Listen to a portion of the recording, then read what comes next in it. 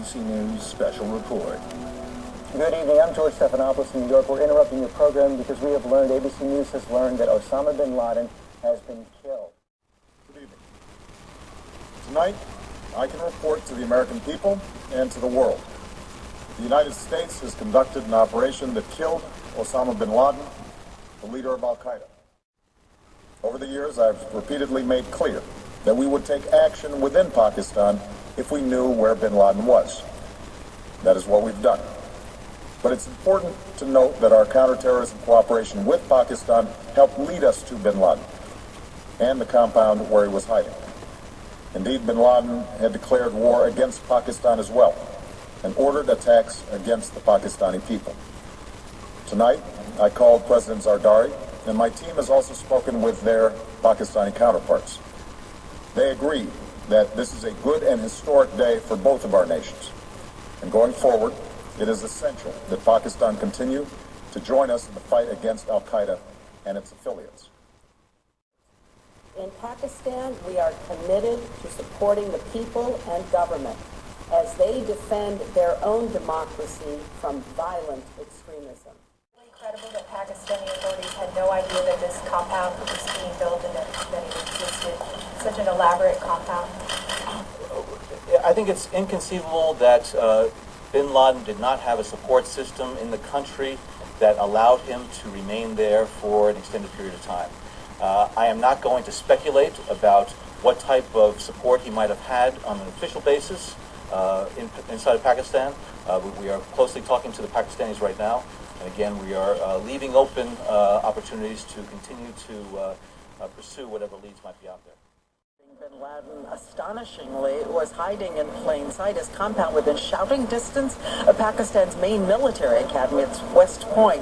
And a lot of members of the U.S. Congress are furious today, saying Pakistan's intelligence agencies have a lot of explaining to do. And earlier today, I spoke to Pakistan's former president, Pervez Musharraf. Tell me what this day says to you and means to you. It means a lot, and I think it means a lot to all peace-loving people of the world. We hear that his compound was 1,000 feet from a military compound. All this time, right there? What does it say about Pakistani intelligence and the ability to find him? This compound that you're talking of is the military academy. They are not really related that much to intelligence work. However, having said all that, I would say it is certainly, it is an intelligence failure. $20 billion over all these years spent to make sure that Pakistan is leading the search for Bin Laden. Imagined over the years that Osama Bin Laden was living in rugged secrecy up in the wilds of Pakistan's frontiers. But in fact, Bin Laden was living with his family members behind the tall privacy walls of a huge compound in Abbottabad, Pakistan. Nick Schifrin is there. Nick?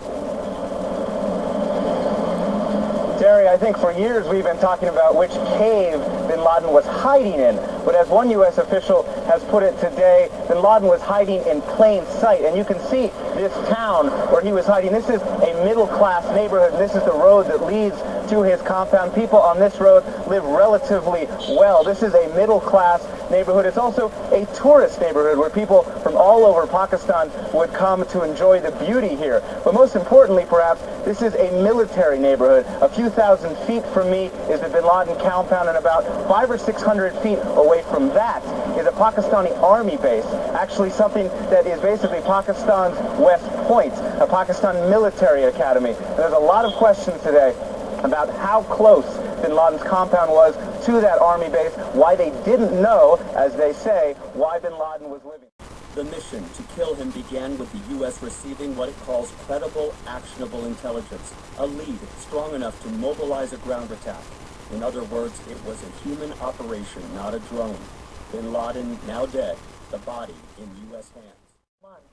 In the end, it was one of Bin Laden's most trusted people who led U.S. forces to him, a courier, tracked down in one of the most important and secretive counterintelligence missions in U.S. history. Obama had top advisors telling him not to go through with this mission. The intelligence was not strong enough, they said. The risks were too great. You called it just now that the president, one of the gutsiest decisions that he made. that implies that there was some disagreement around the table about whether this was not a unanimous recommendation. Absolutely, and that's what the way to go. He goes around the room. He wants to hear people's views, and so you have a circumstantial intelligence case, and so people will see that either there's insufficient circumstantial evidence to go forward with something like this, which involves a unilateral operation in another country to go after somebody you believe is Osama Bin Laden. Well, you say when it became clear, and that's one of the things that we had to do throughout the course of this operation. When we heard that the individuals who carried out this assault felt as though they had an individual who appeared to be Bin Laden, that is one data point. Then there were other types of things, facial recognition, height, the preliminary DNA analysis. So there was an incremental buildup, and the confidence was building. But yet, at what point do you feel confident that you have the person you're after? To build a body of evidence that suggested, circumstantially, that Bin Laden was at that compound. That's what they did. It was much greater confidence that we had in this body of intelligence, in this body of information than we've had since Tora Bora. Still, though, there was nothing that confirmed that Bin Laden was at that compound, and therefore, when President Obama was faced with the opportunity to act upon this, the president had to evaluate the strength of that information, and then made what I believe was one of the most gutsiest calls of any president in recent memory. Also, come on, free for all. You'll say anything you want. Yeah, Associated Press. Thank you, sir. I wanted to ask about the specific goal of the raid. Was there a consideration to try to take Bin Laden alive, or was the mission to kill him on sight? Absolutely, it was to prepare for all contingencies. If we had the opportunity to take Bin Laden alive, if he didn't present any threat, the individuals involved were able and prepared to do that. We had discussed that extensively in a number of meetings in the White House and with the President. The concern was that Bin Laden would oppose any type of capture operation. Indeed, he did. It was a firefight. He therefore was killed in that firefight, and that's when the remains were removed. But we certainly were planning for the possibility, which we thought was going to be remote, given that he would likely resist arrest, but that we would be able to capture him. Morning raid on this compound outside of Islamabad. ABC News obtained this exclusive video inside that compound. In addition to the terror leader, 3 adult males and one of Bin Laden's wives were killed in the raid. Bin Laden went down firing. You said that Osama Bin Laden was actually involved in the firefight. It has been reported that he reached for a weapon. Did he get his hand on a gun, and did he fire himself? He was engaged in a firefight with those that entered the area of the house that he was in. And whether or not he got off any rounds, I quite frankly don't know. Go ahead. I was thinking about that from a visual perspective. Here is Bin Laden, who has been calling for these attacks, living in this $1 million plus compound, living in an area that is far removed from the front, hiding behind women who were put in front of him as a shield. I think it really just speaks to just how false his narrative has been over the years.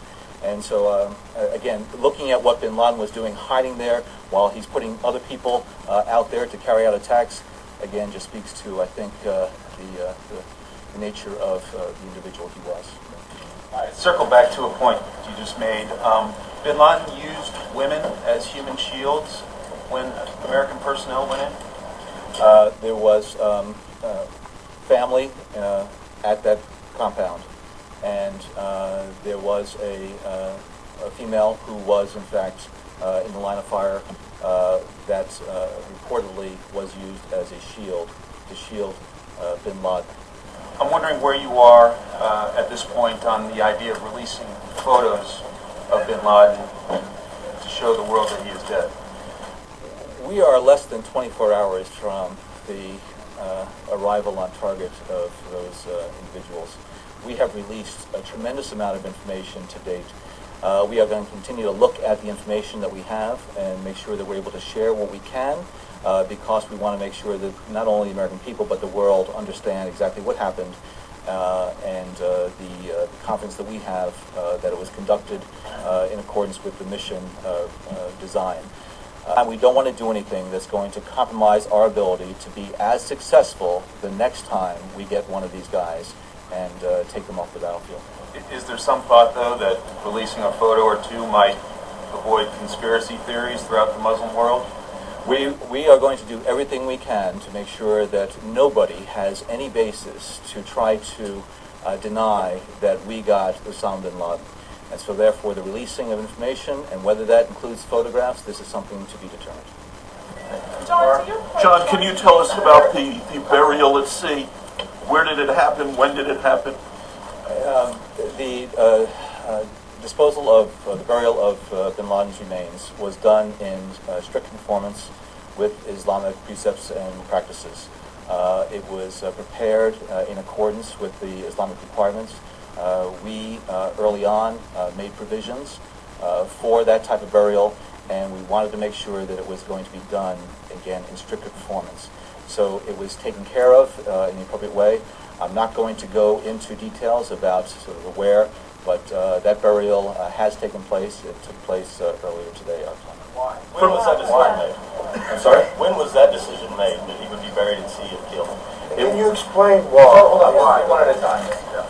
Was it months or years ago? Was this part of the plans all along? The COAs, the course of action, and the subsequent decisions that would have to be made have been developed over the course of the last several months. The senior officials, and there was a working group that was working this on a regular basis, if not a daily basis, over the last several weeks, looking at every decision and based on what type of scenario would unfold, what actions and decisions would be made. It was looked at from the standpoint of, if we captured him, what would we do with him? Where would he go? If he was killed, what would we do with him and where would he go? And it was determined that it was in the best interests of all involved that this burial take place, again, according to Islamic requirements, at sea. Why at sea? It was determined that we are going to do everything we can to make sure that nobody has any basis to try to deny that we got Osama Bin Laden. Is there a visual recording of this burial? Just a quick question about the burial and then something else. Was there an imam there? Was there a... it was done appropriately with the appropriate people there. Okay.